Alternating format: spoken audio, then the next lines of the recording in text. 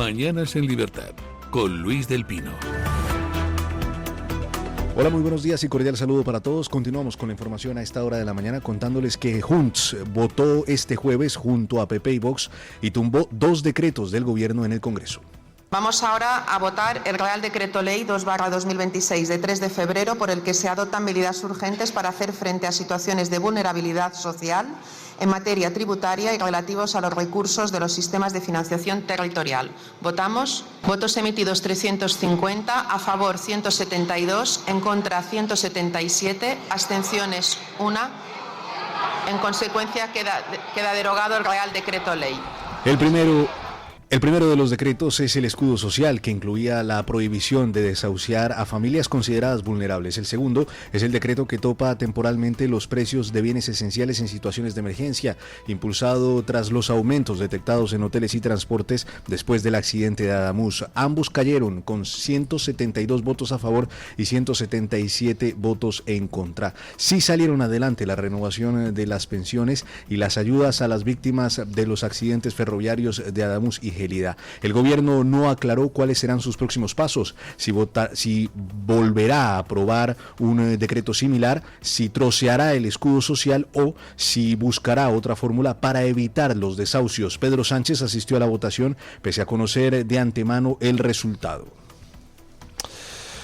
Bueno, pues acabó la inquiocupación. Ya no va a poder nadie declararse vulnerable para vivir por la cara en un piso que no es suyo. Y para los que verdaderamente son vulnerables, pues ya no tendremos la injusticia de que a esos vulnerables se les atienda con dinero privado, con dinero de los dueños de los pisos. Si hay alguien en situación vulnerable, pues oiga, habilítense por parte del Estado las ayudas correspondientes o las soluciones habitacionales correspondientes. Pero eso de decir, aquí hay alguien vulnerable, usted déjele su casa, oiga, déjele usted la suya, ¿no? Por ejemplo, ¿podría Pedro Sánchez meter a varios cientos de familias vulnerables en el Palacio de la Moncloa? Podría prescindir de algunos cientos de asesores e incluso meter a miles de familias en el Palacio de la Moncloa. Hombre, no muy anchas, pero vamos, allí cabría muchísima gente. Pues que le deje su casa a Pedro Sánchez. Pero eso de hacer caridad con el dinero de los propietarios privados de pisos, algunos de los cuales, pues esos pisos eran su único ahorro de toda la vida y les han fastidiado la existencia forzándoles a dejar gratis el piso a alguien, pues hombre, no parece muy moralmente aceptable. Por tanto, bien que caiga el decreto con el que Sánchez pretendía prorrogar otra vez la inquiocupación, bien por quienes han votado en contra, Vox y el PP y Junts, y por fin se pone fin a una auténtica injusticia. Pero además la noticia pues tiene una segunda lectura, que es precisamente la derrota de Sánchez, la enésima derrota de Sánchez. Sánchez no cuenta con la mayoría social, Sánchez no cuenta con la mayoría del Parlamento.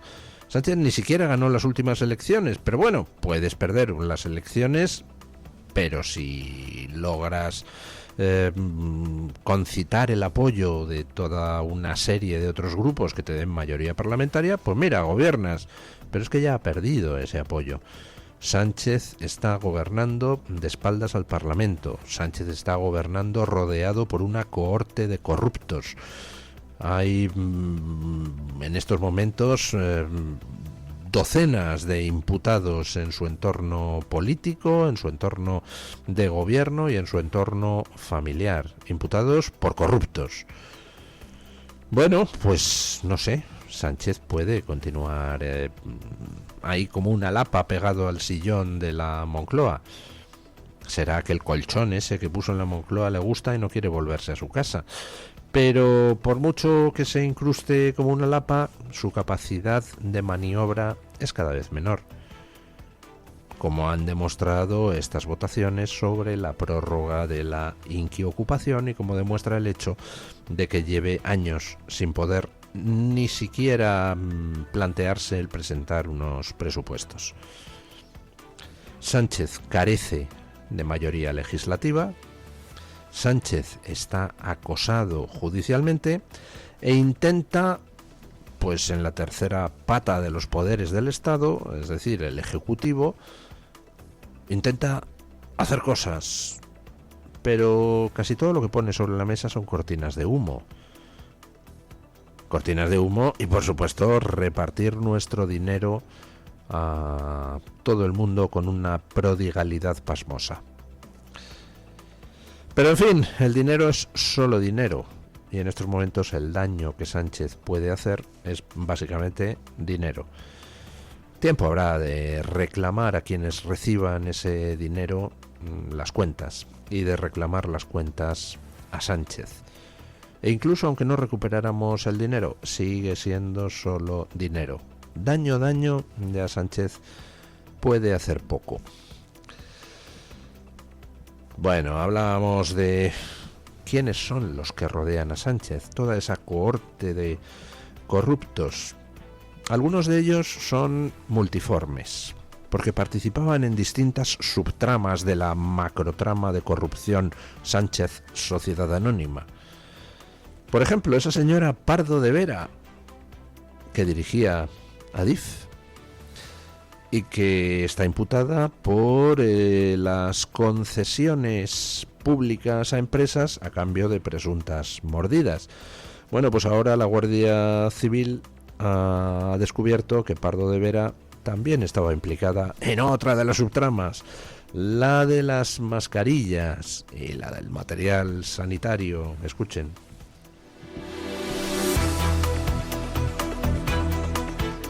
La Guardia Civil implica a Isabel Pardo de Vera, expresidenta de Adif, en la compra de mascarillas a Soluciones de Gestión, la empresa vinculada a Víctor de Aldama. Los mensajes intervenidos revelan que Koldo García le facilitó el contacto de la empresa el 26 de marzo del año 2020, minutos antes de que se formalizara la adjudicación. Pardo de Vera había negado ante el juez conocer cómo se contactó con ese proveedor. La UCO también detectó que borró de sus dispositivos datos correspondientes al periodo investigado, lo que obligó a reconstruir las comunicaciones a partir de los móviles de otros imputados. El informe eleva el nivel de implicación de Pardo de Vera en la trama. Los investigadores concluyen que Koldo intervino en la selección de la empresa a través de la entonces presidenta de Adif y que ella estuvo al tanto de la tramitación económica del contrato. Soluciones de Gestión cobró 2,50 € por mascarilla cuando otras empresas ofertaban hasta mascarillas por 1,80 €. Pardo de Vera está investigada en la Audiencia Nacional por presuntos delitos de cohecho, tráfico de influencias, blanqueo de capitales y pertenencia a organización criminal, en una causa que afecta a contratos que superan los 140 millones de euros. Bueno, caramba, qué cantidad de cosas hacía Pardo de Vera, ¿verdad? Pardo de Vera es esta señora que tiene una hermana periodista que reaccionaba con virulencia cuando se le señalaba los primeros indicios que apuntaban a su hermana. No falla. Cuanto más poco ético es el comportamiento, con más fiereza reaccionan aquellos que tienen alguna relación directa o indirecta con ese comportamiento, precisamente para tratar de acallar las críticas con esa fiereza. ¿Cómo se atreve usted a decirme? Luego resulta está pringao hasta las cachas, el que se pone tan farruco.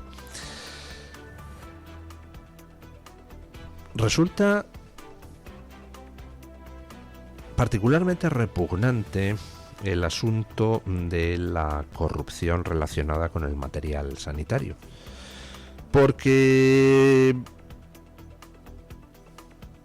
llevarse mordidas por adjudicaciones públicas pues está mal, es repugnante, pero ya llevarse mordidas por adjudicaciones públicas mientras la gente está muriendo a decenas de miles, pues... En fin, añade una dosis extra de maldad. Hacer dinero con las mascarillas, hacer dinero con el material sanitario mientras había una pandemia en marcha, pues resulta especialmente asquerosito. Resulta que Pardo de Vera no solo parece, según la Guardia Civil, que participó en concesiones bajo sospecha de obra pública y de tema sanitario, sino que también se marcó un García Ortiz. Pardo de Vera borró su teléfono para esconder las conversaciones que mantuvo con implicados de la trama en fechas clave de la investigación. Es una epidemia dentro del Partido Socialista, ¿verdad? Eso de borrar conversaciones porque, en fin, no contendrían esas conversaciones precisamente datos exculpatorios, sino todo lo contrario. Vamos a ver cómo acaba el tema, porque el problema que hay con borrar las conversaciones es que para que exista una conversación es necesario que haya dos, al menos. Y tú puedes borrar tus mensajes, pero si esos mensajes han llegado al teléfono del otro, pues esos mensajes no han desaparecido, por mucho que tú te empeñes. Con lo cual, pues vamos a ver si los mensajes borrados por Pardo de Vera no aparecen en algún terminal, por ejemplo, de Koldo. Ya le pasó a García Ortiz. García Ortiz borró su móvil, pero había mandado mensajes a alguna otra persona, por ejemplo a la fiscal de Madrid, Almudena Lastra, que fue la que dijo que ¿pero qué estáis haciendo? Estáis revelando secretos. Y los mensajes que García Ortiz envió a otras personas que no borraran su teléfono móvil, pues esos quedaron. Bueno, pues con Pardo de Vera supongo yo que terminará pasando algo parecido. Aparecerán mensajes de los que ella borró, pero aparecerán en los dispositivos móviles de otros implicados, lo cual, pues supongo yo que no ayudará mucho a su defensa, porque claro, si aparecen mensajes que están mostrando la culpabilidad de alguien y tú, que están mostrando tu culpabilidad y tú los has borrado, pues hombre, parece, porque lo es, un intento de obstruir la labor de la justicia. Por cierto, ¿recuerdan ustedes cuando se informó de ese registro en la casa de Pardo de Vera? Creo que era en Santiago de Compostela, era en una ciudad gallega, no recuerdo si Santiago de Compostela, Coruña, Vigo. Se incautó la Guardia Civil de un cuaderno donde Pardo de Vera anotaba a mano los datos de las concesiones públicas. Y cuando comentamos esa noticia, pues yo me preguntaba si eso lo hacía para llevar la cuenta de quién le debía qué en forma de mordida, o si era una manera de protegerse, tener pillados a todos anotando todas y cada una de las operaciones truchas en las que participaron.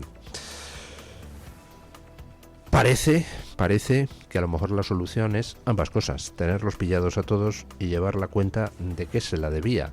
Todo esto, por supuesto, presuntamente. Bueno, ya saben ustedes que un mena es ese señor que dice que tiene 15 años, pero en realidad tiene 45, y que nos cuesta entre 4.800 y 7.200 euros al mes, dependiendo del contrato que aplicable en cada comunidad autónoma y en cada convocatoria. Y además de eso, es decir, además de tener una alta probabilidad de no ser realmente un mena, y además de costarnos una pasta que a los españoles nos extraen a través de los impuestos, pues resulta que algunos de esos menas tienen la buena costumbre de crear incidentes graves en los lugares donde se los alojan. Escuchen. La Policía Nacional detuvo a un menor marroquí de 17 años en el centro de Menas de Casa de Campo tras apuñalar a otro interno, robarle el móvil y amenazar a una educadora. Los hechos ocurrieron el 18 de enero por la mañana. La víctima recibió un corte en el brazo al protegerse de las cuchilladas. Al día siguiente, el mismo menor robó otro teléfono a un compañero y exigió 50 euros para devolverlo. Este lunes se registró una nueva pelea con otro detenido. Trabajadoras del centro denuncian que estos episodios se intentan tapar a la medida de lo posible y reclaman el cierre del recurso. La Comunidad de Madrid señala que la delegación del gobierno no ha respondido a ninguno de los 86 expedientes de reagrupación familiar remitidos por menores con graves problemas de adaptación. La Asociación Mayores y Familia exige explicaciones públicas a la Consejería por los sucesos ocurridos en uno de los principales espacios turísticos de Madrid. Bueno, pues nada, qué divertido todo esto, ¿no? Lo digo por los políticos que dicen que Madrid tiene que ser tierra de acogida. Claro que sí, Madrid tiene que ser tierra de acogida. Madrid tiene que ser, y es, y siempre lo ha sido, un lugar donde venga quien venga de otra comunidad autónoma o de otro país, pues se le abren los brazos para que trabaje. Y además Madrid pues tiene esa característica. Aquí el tío que lleva 3 meses en Madrid ya es de Madrid, haya nacido donde haya nacido. Nos importa un soberano bledo de donde venga. Pero hombre, en fin, Madrid es muy hospitalario y muy abierto para la gente normal. Para quien viene a delinquir y a costarnos dinero, pues mira, lo siento, pero no. El tema de la inmigración es necesario tratarlo con seriedad. Las demagogias baratas en plan de Madrid de todos los acentos y sí, que Madrid es de todos los acentos, pero estamos hasta las mismísimas narices de tener que pagar una cantidad brutal por tener a unos señores en centros de menas que luego lo que hacen es violar madrileñas, lo que hacen es amenazar a educadoras de esos centros o convertir en un infierno los barrios donde esos centros están. Menos demagogias y más poner fin a algo que ha llegado ya demasiado lejos. Es una canallada que estemos pagando miles de euros al mes para mantener en España a gente que muchos de ellos son buenas personas, oiga, pero hay un porcentaje significativo, un porcentaje no despreciable, de gente que no lo es. Y pagar por tener aquí a violadores, asesinos o atracadores, pues mira, casi que no. ¿No les parece a ustedes, queridos políticos de la demagogia barata pro inmigración descontrolada? Bueno,